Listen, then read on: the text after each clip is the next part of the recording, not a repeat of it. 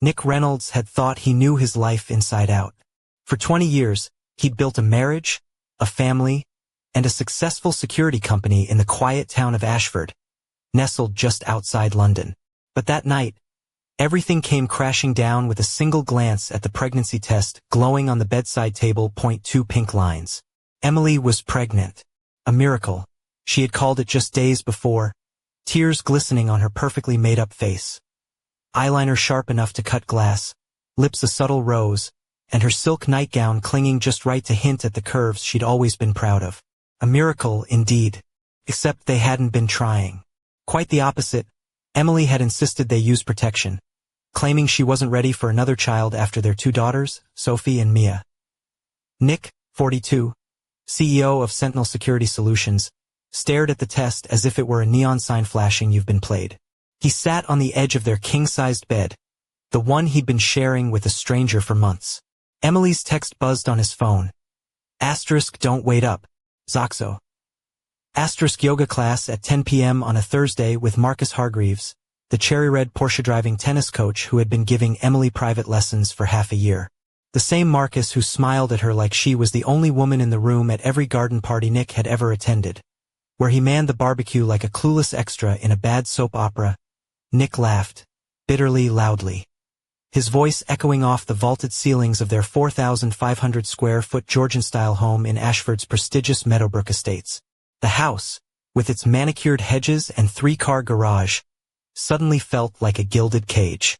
Family photos on the walls looked like damning evidence in a crime he didn't even know he was part of. He made his way down to his study, a sanctuary lined with awards and glossy pictures from better days, and grabbed a yellow legal pad. Emily's game plan, he wrote at the top. Below it, my rules. She thought she was playing chess. He was about to flip the board. 3 days later, Nick was still performing the role of the devoted husband with Oscar-worthy flair. Breakfast in bed, foot rubs, the whole charade. Emily soaked it up like a woman who knew she held all the cards, posting Instagram stories about her amazing husband while covertly texting Marcus beneath the table. "You're so sweet lately," she said over her kale and avocado smoothie, phone face down. "What's gotten into you?" "Just happy about the baby," Nick said, spreading butter on his toast with surgical precision. Their daughters, Sophie, 19, and Mia, 17, sat across from them, absorbed in their phones with the practiced indifference of teenagers who'd inherited their mother's blonde hair and their father's stubbornness. A volatile mix that made family dinners a minefield. "Dad, can I borrow the Jaguar tonight?" Sophie asked without looking up. "Jessica's throwing a party." "Ask your mother," Nick replied automatically. "She's the social coordinator around here." Emily smiled, basking in the control she wielded over every decision, from dinner menus to holiday plans. Once, Nick had admired that confidence. Now it resembled a beautiful dictatorship. His phone buzzed. Tom Harris, his COO and former detective, checked in about an upcoming client meeting. Tom was the only one who knew the half of what Nick suspected. "Business calls," Nick said, standing up. Tom needed him at the office early.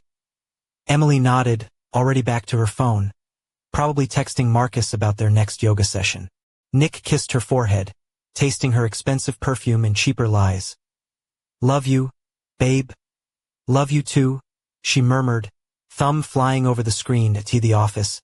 Tom awaited with his usual grim expression. Built like a rugby player, with eyes that had seen the darkest sides of London's underbelly, Tom was Nick's closest ally in this war. "What do you know about private investigators?" Nick asked. "Cheating spouses or missing persons?" "The first kind." Tom whistled low when Nick showed him the photo of the pregnancy test. "She's 3 months along. You haven't been near her in 4. You do the math." Marcus Hargreaves, former university tennis star turned coach, was the prime suspect. Charismatic, slick, and shamelessly proud of his conquest. He lived in a rented townhouse and drove a leased Porsche. The kind of man who thought bragging about the CEO's wife was a badge of honor. Tom pulled out his phone.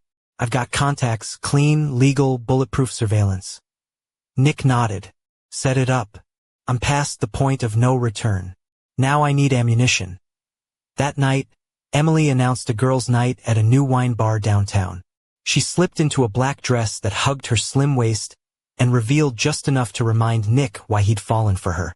Her heels clicked like a countdown to disaster as she checked her reflection in the hallway mirror. "Don't wait up," she said, her voice silky with practiced ease. "Tara's going through her latest divorce drama. We might be out late." Tara Mitchell, Emily's best friend and serial divorcee, was notorious in Ashford for collecting alimony like stamps. "Have fun," Nick said, watching her leave. He poured himself a glass of Macallan and settled into his study, surrounded by 20 years of memories now feeling like evidence in a case he never wanted to be part of. His phone buzzed again, Emily texting from what she claimed was a hotel room. But Tara didn't live in any hotel. The beige walls and industrial carpet didn't match the cozy home she described. Nick opened his laptop and started documenting everything. The game had just begun. The next morning, Nick met Janet Pierce at a quiet cafe in central London. A former FBI agent turned private investigator, known for her razor-sharp instincts and no-nonsense approach. Janet, in her mid-50s, carried an air of quiet authority. Her tailored gray blazer complemented the simple silver necklace resting just above her collarbone, subtle yet commanding. Her steel blue eyes scanned Nick as if she could see straight through the polished veneer of his life to the turmoil beneath. "Your wife's not very discreet," Janet remarked, sliding a thick manila envelope across the table. 3 weeks of surveillance, and it's enough for a 3-part documentary. Nick opened the envelope reluctantly. Photographs spilled out. Emily and Marcus at restaurants, laughing over candlelit dinners, their hands entwined on the polished wood tables. Time-stamped hotel entries and exits, their smiles too intimate for innocent friendship. Even shots of them disappearing behind closed doors, the kind that made Nick's stomach twist. Janet's voice cut through his disbelief. Hotel receipts, credit card records, phone logs. "She's been funding this with your joint account.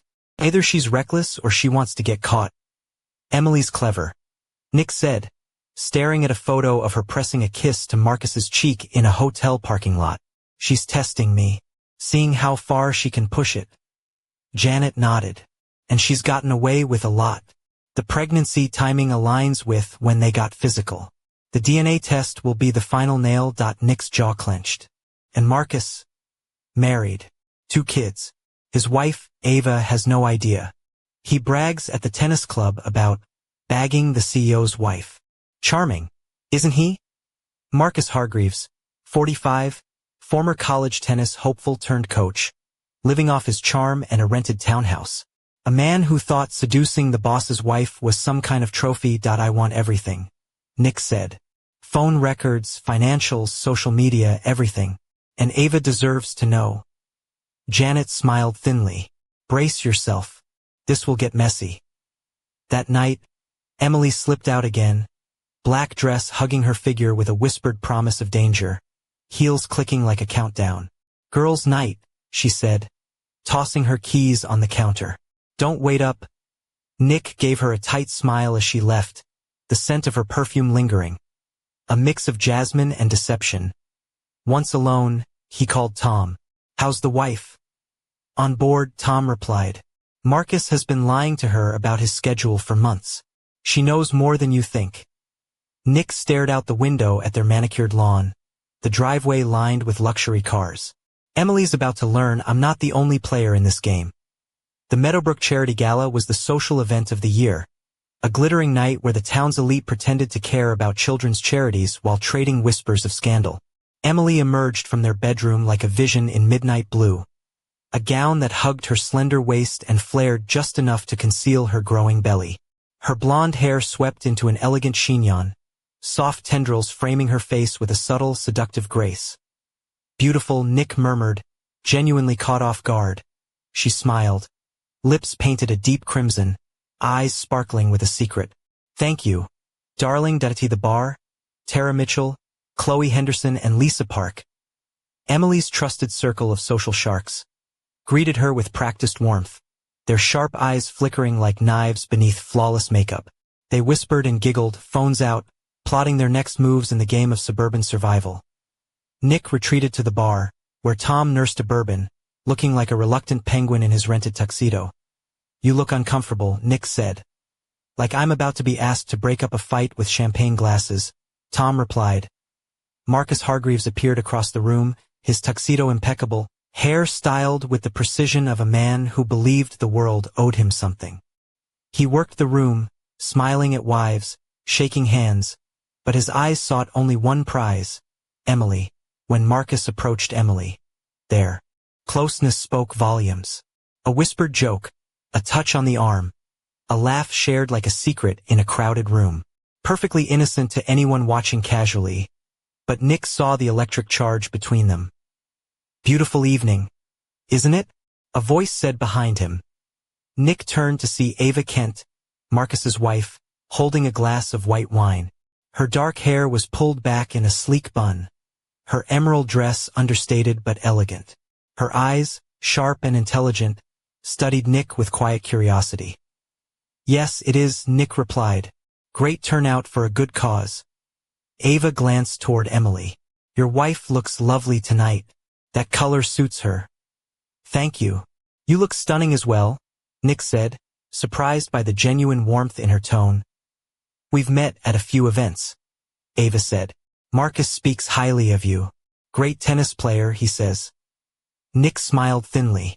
Very dedicated. Ava's expression shifted subtly. He's been working late a lot lately. Private lessons. Building his clientele. Nick nodded knowingly. Self-employed life is tough. They shared a moment of silent understanding, the two betrayed spouses united by their partners' betrayals. Well, Ava said, checking her watch, I should get back to him. He gets anxious when I wander off too long. Nick watched as she rejoined Marcus, who immediately wrapped an arm possessively around her waist. Emily was laughing nearby, deep in conversation with Tara. The night was far from over. His phone buzzed. Janet had sent the evidence package. Phase 2 was ready to begin. The rest of the evening passed in a swirl of polite smiles and whispered gossip. Emily, radiant in her midnight blue gown, flitted through the crowd like a social butterfly, her laughter light, but her eyes guarded. Nick stayed close to the bar, sipping a neat whiskey, watching her from a distance. She barely glanced his way except to introduce him to acquaintances or to ask for another glass of champagne. Invisible, yet dazzling on the drive home, Emily was unusually quiet, her pale fingers tracing patterns on the leather seat. Streetlights flickered past, casting fleeting shadows across her face, soft and flawless but tinged with something unreadable. Good night? Nick ventured. She glanced at him, a fleeting smile touching her lips. Raised a lot for the kids. Same crowd, same conversations. He nodded, knowing all too well the routine of appearances. But beneath the surface, their lives had fractured beyond repair. Back in his study, Nick opened Janet's envelope. The evidence was damning. Hotel receipts covering the past 6 months, phone records filled with hundreds of calls and texts between Emily and Marcus, credit card statements revealing lavish lunches and shopping sprees, all paid from their joint account. The social media messages were the cruelest cut. Screenshots of Emily confiding in Tara about the affair, joking about Nick's obliviousness, and delighting in Marcus's attentions. One message stood out. *positive pregnancy test. This changes everything. Nick will never leave me now, and Marcus is going to flip when I tell him he's going to be a dad. Marcus's reply was hesitant. Are you sure it's mine? I can't handle a baby right now. Emily's answer, sharp and sure. Nick thinks it's his miracle baby. We'll figure the rest out later. Nick sank back in his chair, the cold weight of betrayal settling over him. This wasn't just infidelity. It was a calculated game, and Emily was playing for keeps. The following morning, Sophie wandered into the kitchen. Her blonde hair tousled from sleep, wearing oversized pajamas and a look that suggested she'd been carrying the world on her shoulders. Nick poured coffee, trying to appear steady. Late night? He asked. Jessica's party ran late, Sophie mumbled, resting her head on the table. Is Mum up yet? Still sleeping. Pregnancy's tiring her out. Sophie lifted her head, eyes sharp. Dad, can I ask you something? Always. Are you and Mum okay? Like really okay? Nick hesitated. Sophie was 19, about to start university at Durham, smart and painfully perceptive. Why do you ask? You two seem different. Like you're both acting instead of being yourselves. He sighed. Marriage is complicated, sophomore. Sometimes people go through rough patches. Is that what this is? He looked at her. A mirror of Emily's eyes, but with his own stubborn chin. She seemed older, more burdened than her years. I love you and Mia more than anything, he said. Whatever happens, that won't change. That's not really an answer, it's the only one I can give right now. Sophie nodded slowly, understanding more than she let on. Emily appeared, flawless despite claims of exhaustion. Her silk blouse clung just right, her heels clicking softly as she kissed Sophie's forehead and squeezed Nick's shoulder. A practiced tenderness that masked 1,000 secrets. Good morning, my beautiful family, she said smoothly. Nick's phone buzzed. A text from Tom about a client emergency. Duty calls, he said, finishing his coffee. I'll be late again. Emily's smile faltered for a heartbeat. A flicker of something real beneath the surface. The office. Tom was waiting with grim news. Your wife's getting sloppy, he said, sliding over screenshots from Emily's latest Instagram stories. Location tags placed her at the Marriott downtown. The same hotel where Marcus had been spotted. One photo showed a man's hand reaching for a wine glass. Nick recognized the silver watch instantly. She's either incredibly stupid or wants to get caught, Tom said. Neither, Nick replied. She's testing me, seeing how much she can get away with before I notice. And when you do notice, Nick thought of Sophie's question that morning. The rough patch, the acting. Then the real game begins. That evening, Emily was humming in the kitchen, stirring a pot that smelled like heaven. Her black dress was swapped for a comfortable cashmere sweater, and her hair fell in loose waves around her shoulders, softer, more approachable. How was your day? She asked. Productive. Pregnancy appointment, lunch with Tara. Boring stuff. She smiled genuinely, for a moment.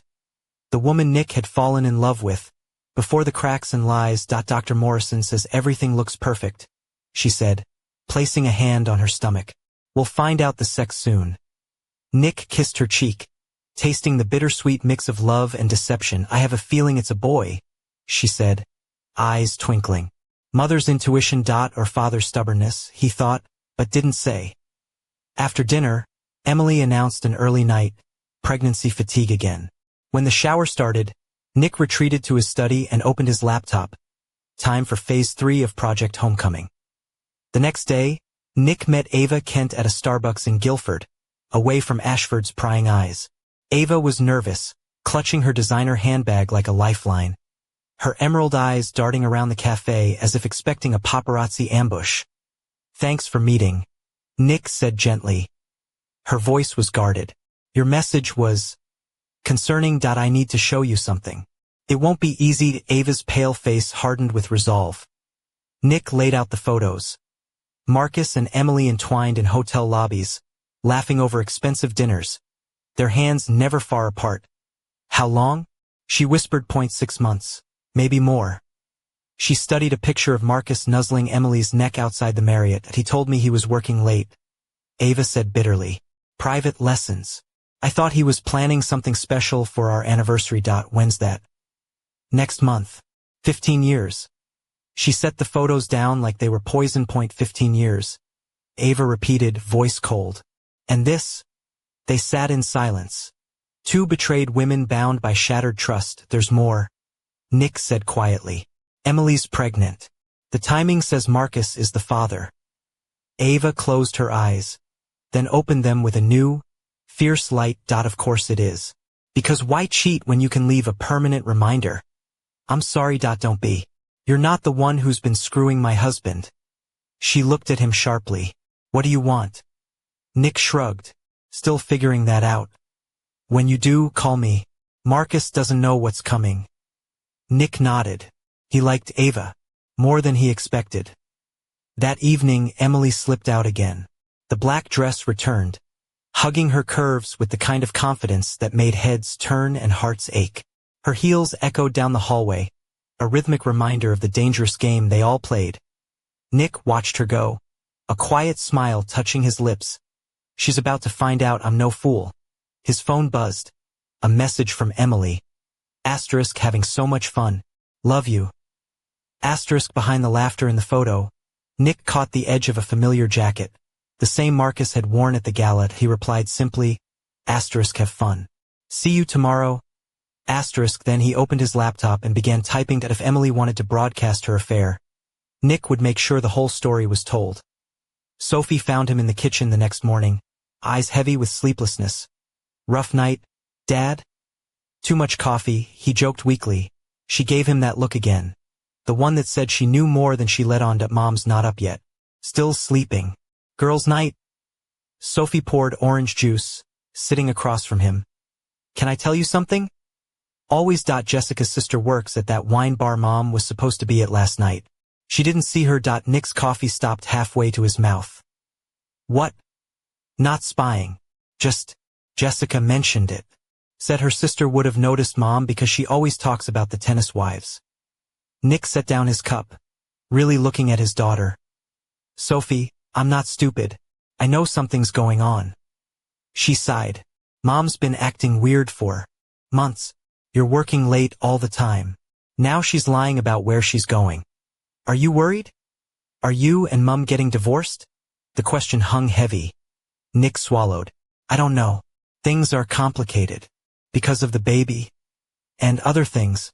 Sophie nodded. Whatever happens. Mia and I love you. Both of you. But we're not kids anymore. We can handle the truth. Nick smiled sadly. I know you can. I just wish you didn't have to. She squeezed his hand. We're tougher than you think. We get that from you. That afternoon at Meadowbrook Country Club, the tennis courts buzzed with activity. Emily was there, dressed in a designer tennis skirt and fitted polo. Her blonde hair pulled back in a sleek ponytail. Marcus was coaching. His hands lingered a fraction too long as he adjusted her grip. Their closeness a practice dance. Nick watched from the clubhouse, camera phone ready. Enjoying the show? A voice said. He turned to see Ava Kent, dressed in a simple black dress, her dark hair in a tight bun, eyes sharp and resolute. They're not subtle, she said. Apparently, they don't think they need to be. They watched in silence as Marcus leaned close, whispering into Emily's ear. She laughed. A sound that grated on Nick's nerves like nails on chalkboard. I filed for divorce. Ava said quietly. My lawyer thinks I have a strong case for infidelity. Thanks to a good PI. She pulled out a manila envelope filled with documents. Financial records showing Marcus had been skimming cash from the tennis club for years. Tens of thousands of pounds. Unreported. Nick's eyes narrowed. You're giving this to me? Someone needs to know. My divorce will be messy enough without criminal charges. But if someone else acts, well, let's say Marcus won't get away with everything. Ava smiled grimly. 15 years, and this is what I get. Nick felt a dark satisfaction. The calm before the storm. What's your plan? Comprehensive. She stood, smoothing her dress. Marcus deserves everything coming to him. Thanks for this, Nick. He nodded. We're in this together. That evening, Emily returned radiant from her lesson, flushed with excitement. Marcus is such a patient coach, she gushed. I feel like I'm finally reaching my potential. Nick cut his steak with surgical precision. It's good to have someone who believes in you. Across the table, Sophie and Mia exchanged uneasy glances, sensing the tension beneath the facade. After dinner, Emily retreated early, citing pregnancy fatigue. The house settled into an uneasy quiet. Nick's phone rang late. Tom with bad news. Emily's met with a divorce lawyer, Tom said grimly. She's playing the victim, emotional abuse, financial control, the whole script. Nick exhaled slowly. She's been planning this for months. And with that, the war truly began. Nick arrived home one evening to find Emily in the kitchen with Sophie and Mia. Their faces streaked with tears, the air thick with tension. Girls, could you give your father and me some privacy? Emily's voice trembled just enough to sound genuine. Once the girls had left, Emily turned to Nick, tears streaming down her cheeks. How could you do this to our family? Do what? Nick asked, steady despite the storm. The divorce papers, the accusations. Trying to destroy me in court. Nick's gaze hardened. I know why you're angry, the baby. But this isn't cruelty, Emily. It's truth. She clutched her stomach protectively. This baby is ours. Nick pulled out his phone, showing her a photo Janet had taken. Emily kissing another man, her lover, the father of the child she carried. What would you call that? Nick asked quietly. Emily's tears stopped. For a moment, the mask slipped, revealing cold calculation beneath. You're not as stupid as I thought, she said, laughing darkly. And you're not as clever as you believe. She stepped closer, her perfume intoxicating. Jasmine mixed with desperation. This isn't about Marcus. It's about 20 years of feeling invisible, like an employee, not a wife. So you decided to get pregnant with another man's child. No. I found someone who makes me feel alive. The baby's leverage. Her voice dropped to a whisper. You want war? Fine. But I know your secrets. Too. Your business deals. Your tax dodges. You're threatening me. I know. I'm promising a war on my terms. She turned and left, the door clicking shut behind her. Nick stood alone, realization dawning. She thought he was the same man who'd been passive for months. She was wrong. He was ready to fight. The next day at his office, Nick found Marcus Hargreaves waiting in the lobby, dressed casually but with a swagger that grated on Nick's nerves. Nick, Marcus said with a grin that didn't reach his eyes. Good to see you. Nick didn't offer a handshake. What do you want? Marcus shrugged, nervous sweat darkening his shirt beneath the armpits. Look, this whole thing, it just happened. We didn't plan it. Nick's voice was cold. I know everything. Hotel stays, texts, the baby. What are you going to do about it? Marcus's bravado faltered. I want out. The whole mess. I'll disappear. Take responsibility for your wife, Nick said. She pursued you. Said your marriage was over because I didn't care. Marcus's audacity stunned Nick. If you'd paid more attention, none of this would have happened. Get out, Nick said quietly. Marcus turned, red-faced. You think you're better than me? Emily told me how cold you are. At least I made her feel wanted. Nick watched him leave, the promise of chaos trailing behind. Tom entered, closing the door. He's scared. Good.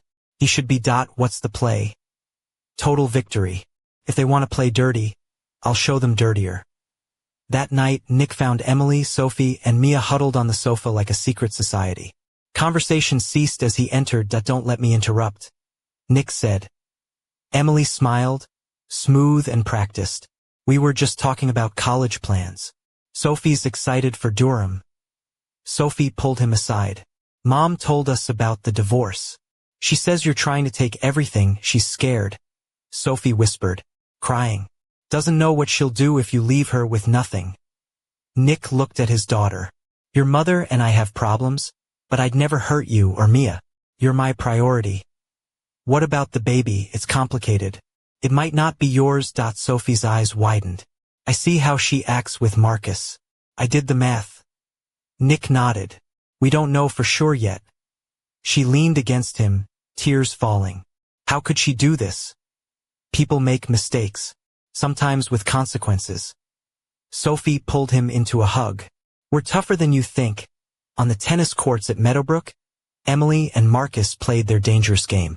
Nick watched from the clubhouse, phone ready. Ava Kent appeared beside him, her dark hair in a bun, her black dress sharp and commanding. They're careless now, Ava said.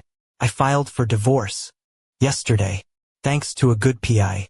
Marcus has been stealing from the club, too. About £50,000 over 3 years. Nick frowned. You're giving this to me? Someone needs to act. Marcus won't get away with everything. They watched as Marcus whispered in Emily's ear. She laughed, her hand resting on her flat stomach. Nick's phone buzzed. A text from Emily. * tennis running late. Home by 6. Love you. * the timestamp showed the message was sent while Marcus kissed her neck behind the equipment shed. The calm before the storm had settled. The war was coming. That evening, Emily arrived home glowing, flushed from her tennis lesson, her blonde hair cascading in loose waves that framed her face with effortless allure. She wore a soft cashmere sweater that hugged her slender frame, paired with tailored trousers and heels that clicked confidently against the hardwood floor. The scent of her perfume, an intoxicating blend of jasmine and vanilla, filled the room, masking the tension beneath her smile. "Marcus is such a patient coach," she said brightly, stirring a pot on the stove that filled the kitchen with the comforting aroma of simmering herbs and roasted garlic. "I feel like I'm finally reaching my potential." Nick cut his steak with precision, the knife's edge glinting under the soft kitchen light. "It's important to have someone who believes in you." Across the table, Sophie and Mia exchanged uneasy glances, sensing the undercurrent of strained civility that clung to the family dinner like a thin veil. After dinner, Emily excused herself early, citing pregnancy fatigue. The quiet click of the bathroom door was the last sound before the house settled into an uneasy silence. Later, Nick's phone rang. Tom's voice was grim. "Emily's met with a divorce lawyer. She's playing the victim, emotional abuse, financial control, the whole script." Nick exhaled slowly, feeling the weight of inevitability. She's been planning this for months. Days later, Nick returned home to find Emily in the kitchen with Sophie and Mia. Their tear-streaked faces and trembling voices filled the room with a raw vulnerability. "Girls, could you give your father and me some privacy?" Emily's voice quivered, the practiced emotion barely masking the storm beneath. Once the girls left, Emily turned to Nick, tears streaming. "How could you do this to our family?" Nick's gaze was steady. "Do what?" "The divorce papers, the accusations. Trying to destroy me." Nick's voice was calm but firm. "I know you're angry about the baby, but this is the truth." She clutched her stomach. "This baby is ours." Nick pulled out his phone, showing her a photo Janet had taken. Emily kissing another man, the father of the child she carried. "What would you call that?" he asked quietly. Emily's tears ceased. The mask slipped, revealing cold calculation. "You're not as stupid as I thought. And you're not as clever as you believe." She stepped close, jasmine and desperation mingling in the air. "This isn't about Marcus. It's about 20 years of feeling invisible, like an employee, not a wife. So you decided to get pregnant with another man's child." "No. I found someone who makes me feel alive. The baby's leverage." Her voice dropped. "You want war? Fine. But I know your secrets too. Your business deals. Your tax strategies. You're threatening me. I know. I'm promising a war on my terms." She left, the door clicking shut behind her. Nick stood alone, realizing he was no longer the passive man she thought he was. The fight had just begun. The following day, Nick found Marcus Hargreaves waiting in the lobby of Sentinel Security Solutions, dressed casually but with a swagger that grated on Nick's nerves. "Nick," Marcus greeted with a grin that didn't reach his eyes. "Good to see you." Nick didn't offer a handshake. "What do you want?" Marcus shrugged, sweat darkening his shirt beneath the arms. "Look, it just happened. We didn't plan it." Nick's voice was cold. "I know everything. Hotel stays, texts, the baby. What are you going to do?" Marcus's bravado faltered. "I want out. The whole mess. I'll disappear." "Take responsibility for your wife," Nick said. "She pursued you, said her marriage was over." Marcus's audacity stunned Nick. "If you'd paid more attention, none of this would have happened." "Get out," Nick said quietly. Marcus turned red-faced. "You think you're better than me? Emily told me how cold you are. At least I made her feel wanted." Nick watched him leave, the promise of chaos trailing behind. Tom entered. He's scared. Good. He should be. What's the play? Total victory. If they want dirty, I'll show them dirtier. That night, Nick found Emily, Sophie, and Mia huddled on the sofa like conspirators. Conversation ceased as he entered. "Don't let me interrupt," Nick said. Emily smiled, smooth and practiced. "We were just talking about college plans. Sophie's excited for Durham." Sophie pulled Nick aside. "Mom told us about the divorce. She says you're trying to take everything. She's scared." Sophie whispered, crying. "Doesn't know what she'll do if you leave her with nothing." Nick looked at his daughter. "Your mother and I have problems, but I'd never hurt you or Mia. You're my priority." What about the baby? It's complicated. It might not be yours. Sophie's eyes widened. I see how she acts with Marcus. I did the math. Nick nodded. We don't know for sure yet. She leaned against him, tears falling. How could she do this? People make mistakes, sometimes with consequences. Sophie hugged him. We're tougher than you think. On the tennis courts at Meadowbrook, Emily and Marcus played their dangerous game. Nick watched from the clubhouse, phone ready. Ava Kent appeared beside him, her dark hair in a tight bun, black dress sharp and commanding. They're careless now, Ava said. I filed for divorce yesterday, thanks to a good PI. Marcus has been stealing from the club, too.